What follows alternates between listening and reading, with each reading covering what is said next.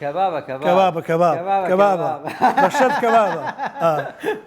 من خوي يقولون مهربانه هذا خواب الزاد عمليات كاملة بس كوجين زحاتين عملية زلاو كان دكتور كله كرجوب السليماني كذبوا مين كرد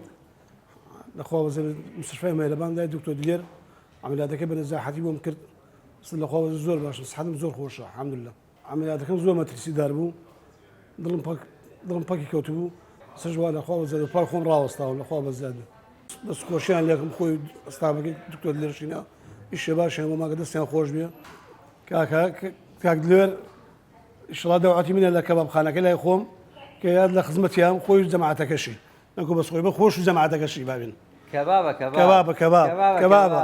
بشرت كبابة من خوي جورو مهربان أمره من نخوشي ضلي هبو لداني ضلي زور كم بو شينا كركو سيسوا دكتور مانكر ومن عملاتنا كزراي بريتي هو بدمان السليماني دوسي دكتور مانكر عينا ومن انك قلت يعني كاكا مدرسي لسه ضلي هي ضلي نبضاتي كمل داني كما كسبوا ماني ناكر اذا هاتنا عنوان ايرمان ورق هات مولاي دكتور ديرشينا مرزعي او مانكر سيدي كي جوان سيدي كدو لخواب الزاد بها عملاتك بو مانكر زراوكي دركت ضلي شي زوزور باشا عملاتك نزاحتنا هوا